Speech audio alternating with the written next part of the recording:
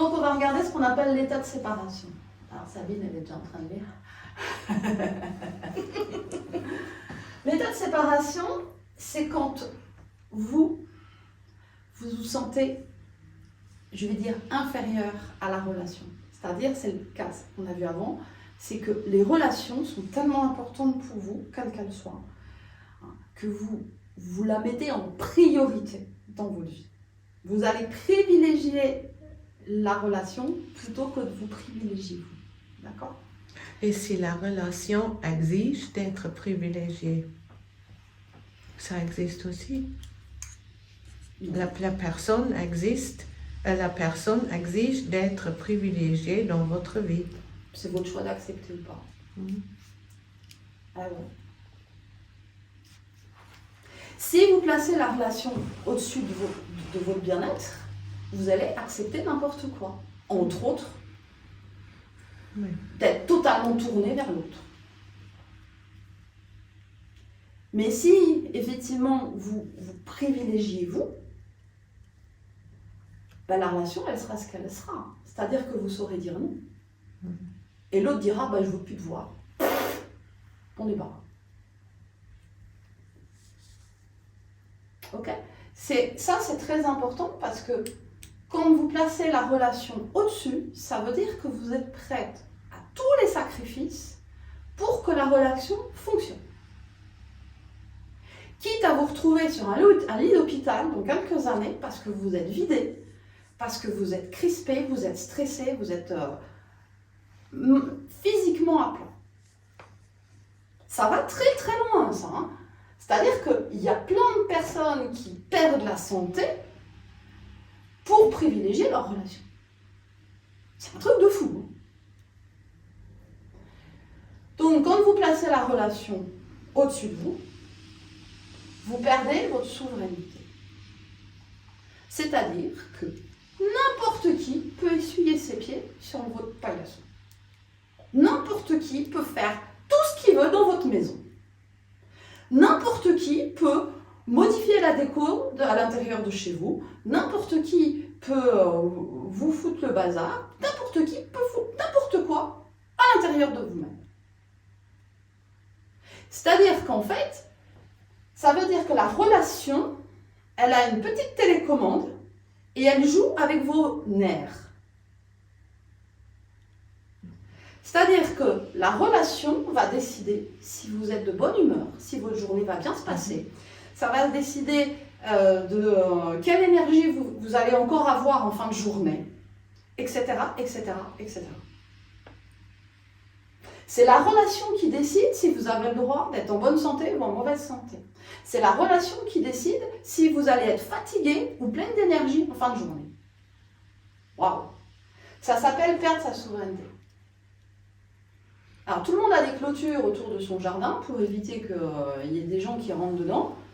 Mais sur le plan psychologique, tout le monde a les portes grandes ouvertes. Hein. Ça rentre, ça sort, ça fout le bazar, ça vous met la musique à fond, vous essayez de dormir, mais c'est normal. Il faut privilégier la relation. Ok ? Donc, je perds ma souveraineté, ça veut dire que la personnalité, elle est au-dessus de la personne. Ça, enfin, je m'explique un peu avec ça. Hein. C'est-à-dire que la personnalité, c'est votre façade, c'est ce que vous montrez au monde. Ok ?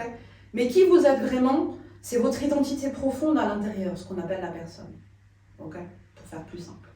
C'est votre essence, votre nature, ce pourquoi vous êtes venu au monde. La personnalité, c'est la façade. C'est ce que vous voulez bien montrer. Ok ? Ça va la différence ? Ce qui veut dire que quand vous placez la relation au-dessus de vous, vous n'êtes que dans le paraître. Votre être n'existe pas. Je vais même aller plus loin. Est-ce que, dans ces cas-là, votre incarnation va vous servir à quelque chose pour augmenter votre champ de conscience ? Je ne crois pas. Est-ce que vous allez pouvoir réaliser votre mission de vie ? Vous allez réussir à aider les autres, peut-être, à réaliser quelque chose. Mais vous, c'est cuit, hein. Fini. Oui. Voilà, donc le paraître, c'est ça. On va le décliner après. Hein. Ce qui veut dire qu'en fait, vous êtes dans une relation d'égo à égo, de façade à façade. Vous rencontrez les gens à travers leur façade et vous leur montrez votre façade. Ok? C'est très superficiel comme lien et comme relation. Mais pourtant, ça remplit toute votre vie. Et ça définit toutes vos émotions. D'accord? Donc, les relations vont fonctionner uniquement sur la notion de mental. J'ai écrit un article la semaine dernière, intelligence mentale, intelligence émotionnelle, dans la rubrique discernement. Je vous invite à, si vous ne l'avez pas lu, à le regarder ou à le re-regarder, puisqu'en fait ça explique aussi tout ça. Ce qui veut dire que là vous êtes dans une déconnexion complètement à votre soi supérieur, à votre nature, à votre essence. Ok? Ça veut dire que quand vous êtes dans façade à façade, vous êtes dans ce qu'on appelle le faux cœur. C'est-à-dire, en fait, c'est de l'affect falsifié. C'est du faux amour.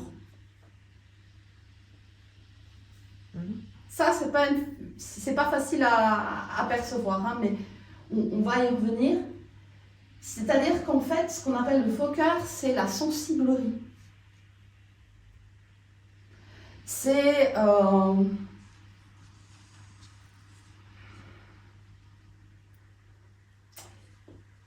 dégoulinant de miel et de sucre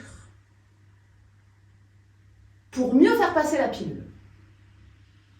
Vous comprenez ce que je veux dire? C'est la séduction, on essaye de se montrer sous son plus beau jour, on va faire des compliments, on va flatter l'autre, on va être dans quelque chose de roudoudou, on va s'apitoyer sur le sort de l'autre parce que ça ne le fait pas quand même de faire autrement, alors qu'on ne le sent pas, etc. etc. C'est le faux cœur. Okay. Ce qui veut dire qu'en fait, ce sont des relations qui vont fonctionner à partir du jugement, à partir des jeux d'influence, à partir des jeux de séduction, à partir des jeux de pouvoir. Tout ce que vous détestez dans vos journées. Là, je vous entends sur ma table de soins. Les jeux d'influence et les jeux de pouvoir dans le cadre du boulot, waouh! Dans le cadre des familles aussi, c'est compliqué. Les jeux de séduction, qui s'est pas fait avoir par des jeux de séduction? Ok? Et alors le jugement, vous avez tous peur d'être jugé, d'être mal jugé. Ok? Mais vous, combien de fois dans la journée vous jugez? Ça n'arrête pas. Okay. Conclusion, on va où là? On va dans une relation où chacun cherche à obtenir de l'autre ce dont il a besoin. On garde la copine parce que grâce à elle, on va pouvoir aller au cinéma. On garde ses relations familiales parce que ça ferait des ordres si on se fâchait avec la famille. Puis on ne sait jamais, on peut toujours avoir besoin d'eux. Pourtant, on ne peut pas les voir en peinture, on n'a pas les mêmes valeurs. Et on continue à passer Noël ensemble. Alors ça donne des repas de famille, je ne vous dis pas comment. Ok? Donc en fait, on cherche à obtenir de l'autre ce dont on a besoin de la manière la plus confortable possible pour soi et la manière la plus fâteuse qu'il soit. Et donc en fait, ça en revient à utiliser l'autre pour augmenter son sentiment de valeur personnelle. Bah ouais, parce que nous, on est gentils, nous, on est bien polis, nous, on est bien aimables. C'est pour ça qu'on est aimé par tout le monde. Pour se sentir exister, pour se sentir aimé et pour avoir un fort sentiment d'appartenance. C'est ce qu'on a vu précédemment. D'accord? Donc, c'est ce que moi j'appelle le modèle hypocrite. C'est comme ça que fonctionne notre société, à 99,8%. On va laisser 0,2%. Ok? Si c'est un modèle souffrant, c'est un modèle qui vous fait du mal, vous ne changerez pas les autres. Par contre, vous pouvez changer ce modèle-là à l'intérieur de vous, ne plus l'utiliser. Et vous allez voir que ça va faire changer beaucoup de choses dans votre vie. Okay? Donc le modèle hypocrite, c'est le modèle de notre société, c'est ce qu'on appelle le service à soi. Prélever chez les autres ce dont on a besoin, sous couvert de bons sentiments de façade, d'amour romantique et de séduction. Donc c'est ce qu'on appelle l'amour préhumain, qui est possessif et étriqué. Pourquoi préhumain? Parce qu'on considère qu'un humain, c'est un être qui est réalisé, tant que l'être n'est pas réalisé, c'est-à-dire complet, c'est-à-dire séparé de sa nature, séparé de qui il est vraiment, on dit qu'il est préhumain, qu'il n'est pas totalement humain. Parce que quand l'humain est vraiment connecté à qui il retrouve naturellement tout un tas de capacités, des sens beaucoup plus fins, hein, comme la prémonition, comme la clairsentience, la clairaudience, qui appartiennent à l'humain, mais que le préhumain ne peut absolument pas toucher du doigt, parce qu'il n'est pas assez haut en vibration pour pouvoir déclencher ces sens. Okay? Mais un humain accompli, un humain complet, est un humain qui a beaucoup plus que 5 sens. Okay? Donc c'est pour ça qu'on dit l'amour préhumain. Donc qui chosifie l'amour ou le désamour? Okay. C'est ce qu'on appelle, hein, si vous lisez un peu, si ça vous intéresse, c'est ce qu'on appelle la dimension, la 3e dimension.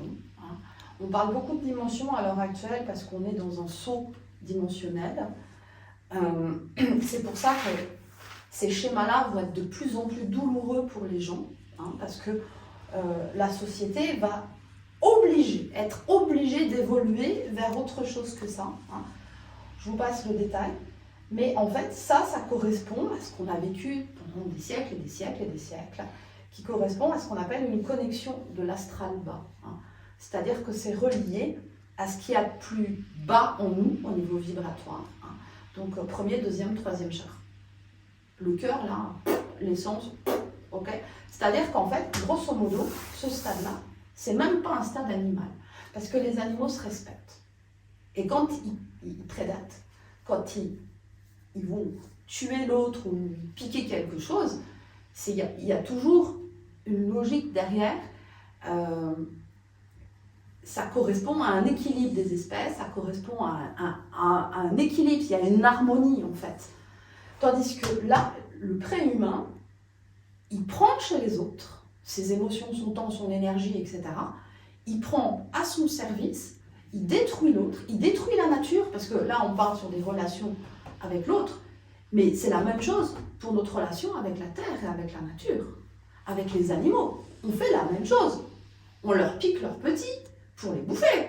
C'est ça qu'on fait quand même. Ok?